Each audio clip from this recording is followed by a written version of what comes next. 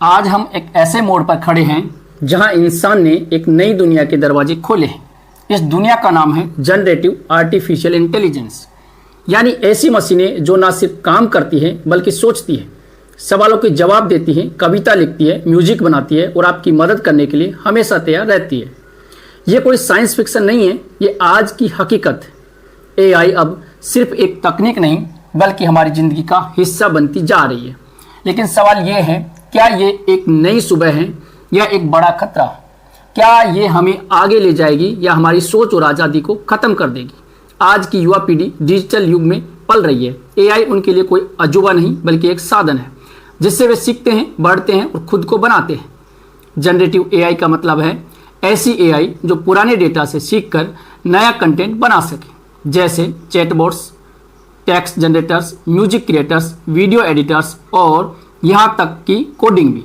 इस तकनीक की सबसे बड़ी ताकत है लार्ज लैंग्वेज मॉड्यूल्स।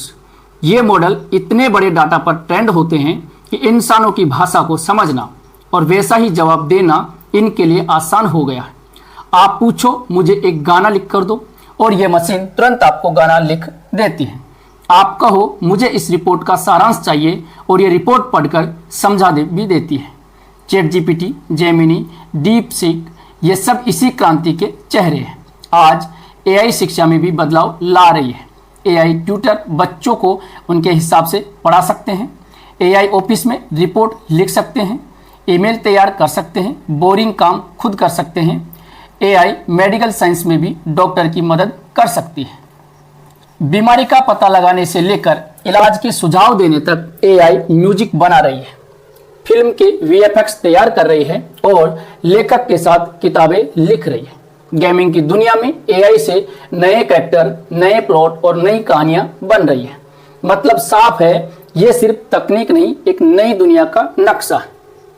एक ऐसा नक्शा जो सब कुछ बदलने वाला है, लेकिन जहां उम्मीद है वहीं खतरे भी है और हमें दोनों को समझना होगा, वरना या तो हम पीछे छूट जाएंगे या खुद को खो बैठेंगे।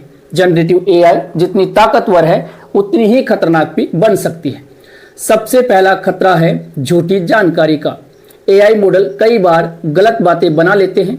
उन्हें हेलुजिनेशन कहा जाता है, यानी ऐसा जवाब देना जो सच न हो लेकिन सुनने में सच्चा लगे।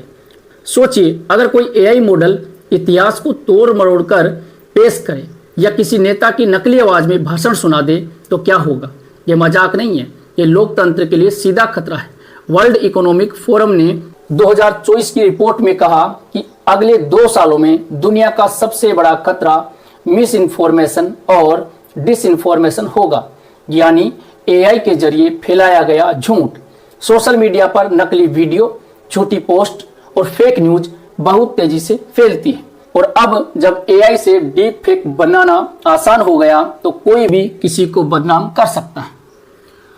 दूसरा बड़ा खतरा है इंसानों की नौकरियों पर। एआई अब बहुत से काम खुद कर सकती है। ईमेल लिखना, रिपोर्ट बनाना, डेटा एनालिसिस, डिजाइनिंग, ये सब अब एआई कर रही है।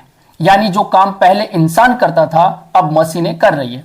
इससे बहुत सारे लोग बेरोजगार हो सकते हैं। हालांकि एआई से नए काम भी पैदा होंगे, लेकिन समाज को इस बदलाव के लिए तैयार रहना होगा। स्कूलों, कॉलेजों और कंपनियों को अपनी सोच बदलनी होगी। तीसरी चिंता है प्राइवेसी की। एआई को चलाने के लिए बहुत सारा डेटा चाहिए और ये कई बार ये डेटा संवेदनशील होता है, जैसे ईमेल, डॉक्यूमेंट्स, मेडिकल रिपोर्ट्स या निजी बातचीत। अगर एआई मॉडल गलती से ये डाटा कहीं दिखा दे तो सोचिए क्या होगा। कानूनी पचड़े, कॉपीराइट का खतरा और लोगों की निजता का उल्लंघन, ये सब एआई के साथ आ सकते हैं। एआई से साइबर अटैक, स्कैम और डिजिटल ठगी के मामले भी बढ़ सकते हैं। डीप फेक से कोई नेता की नकली वीडियो बनाकर दंगे फैला सकता है। कोई फर्जी कॉल करके बैंक डिटेल ले सकता है। एआई के जरिए ठगों को अब हथियार मिल चुका है और चौथी बड़ी बात, एआई को चलाने में बहुत ऊर्जा लगती है। इंटरनेशनल एनर्जी एजेंसी के मुताबिक एक चैट जीपीटी का सवाल जवाब देने में 2.9 वॉट आवर की बिजली लगती है, जबकि गूगल सर्च सिर्फ 0.3 वॉट आवर खर्च करता है। यानी अगर सब कुछ एआई से करने लगे तो बिजली की खपत और कार्बन फुटप्रिंट भी बढ़ेगा। अब सोचिए, अगर ये तकनीक हमारे लिए है तो हमें इसकी कीमत भी समझनी होगी। एआई से हमारी सोच, हमारी याददाश्त और हमारी रचनात्मकता पर असर पड़ सकता है।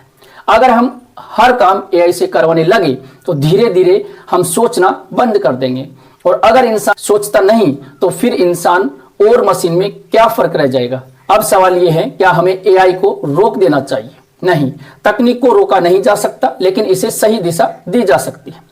जरूरत है समझदारी से चलने की, जिम्मेदारी के साथ आगे बढ़ने की। आज दुनिया भर की सरकारें, वैज्ञानिक और कंपनियां एआई को लेकर नियम बना रही हैं ताकि इसका गलत इस्तेमाल ना हो, ताकि किसी की निजता न टूटे, किसी का भविष्य न छीने। लेकिन यहाँ एक बड़ा खतरा है, और अगर नियम बहुत सख्त होंगे तो इनोवेशन रुक जाएगा। अगर नियम बिल्कुल न हो तो समाज में गड़बड़ी फैल जाएगी। इसलिए संतुलन जरूरी है। एआई पर ऐसा नियंत्रण हो जो इसे नुकसान ना पहुंचाए, लेकिन गलत रास्तों पर जाने से रोके भी। एक तरफ हमें टेक्नोलॉजी की रफ्तार बनाए रखनी है, दूसरी तरफ समाज की सुरक्षा, नैतिकता और इंसानियत को भी बचाना है। यह कोई आसान लड़ाई नहीं है, लेकिन यह जरूरी है। इस बीच एआई की दुनिया में कुछ नए ट्रेंड भी दिख रहे हैं। पहला ट्रेंड है ओपन सोर्स एआई का, यानी ऐसी एआई जो किसी एक कंपनी की बंद चीज ना हो, बल्कि सभी के लिए खुली हो। गार्टनर की रिपोर्ट कहती है कि 2028 तक 50% से ज्यादा एआई बिजनेस इसी ओपन सोर्स मॉडल से चलेंगे। दूसरा ट्रेंड है छोटे और काम के हिसाब से बने मॉडल। अब हर जगह बड़े बड़े मॉडल जैसे चैट जीपीटी की जरूरत नहीं होती। कई बार एक छोटा, तेज और सस्ता मॉडल ज्यादा काम का होता है। खासकर स्मार्टफोन, मोबाइल डिवाइसेस, गाड़ियों, मशीनों और आईओटी में ऐसे मॉडल ज्यादा प्रभावी होते हैं। उन्हें एज एआई कहते हैं। ये आपके मोबाइल पर ही काम करते हैं, बिना इंटरनेट के तुरंत जवाब देते हैं।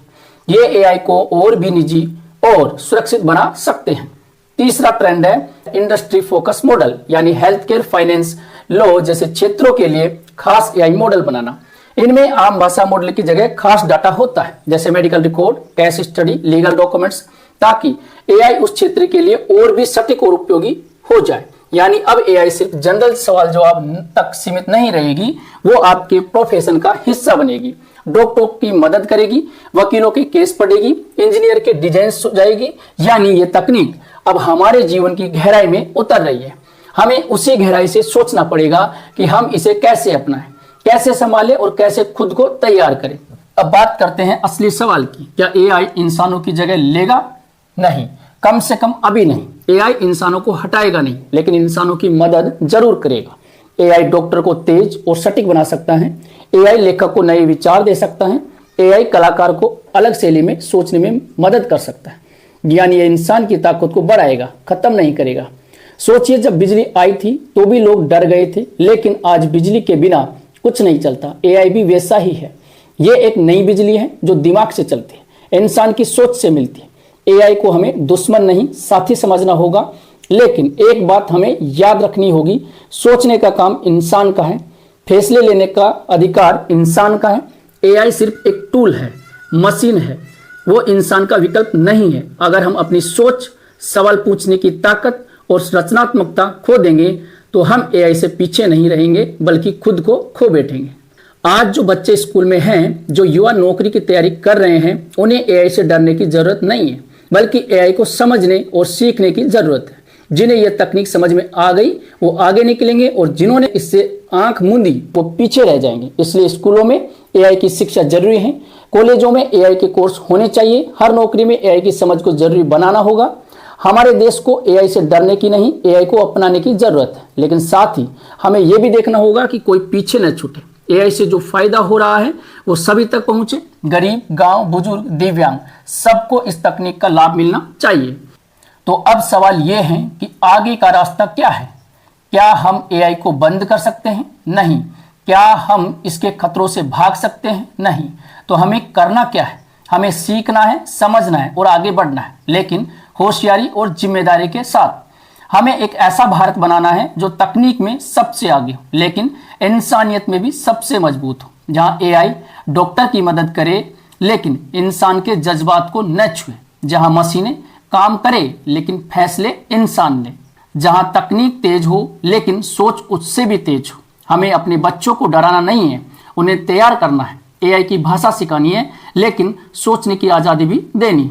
हमें ऐसे स्कूल, ऐसे कॉलेज और ऐसी सरकार चाहिए जो हर नागरिक को एआई की ताकत से जोड़ सके, लेकिन साथ ही जो हर नागरिक की सुरक्षा और निजता की गारंटी भी दे सके। हम वो देश बन सकते हैं जो एआई का सही इस्तेमाल करके पूरी दुनिया को दिशा दिखा सकते हैं, लेकिन उसके लिए हमें मिलकर काम करना होगा। सरकार, शिक्षक, छात्र, कर्मचारी, बिजनेसमैन, सबको साथ आना होगा। एआई एक मौका है, एक नई सुबह का, लेकिन अगर हमने इसे गलत हाथों में जाने दिया या खुद सोचना छोड़ दिया तो ये सुबह अंधेरा भी बन सकती है।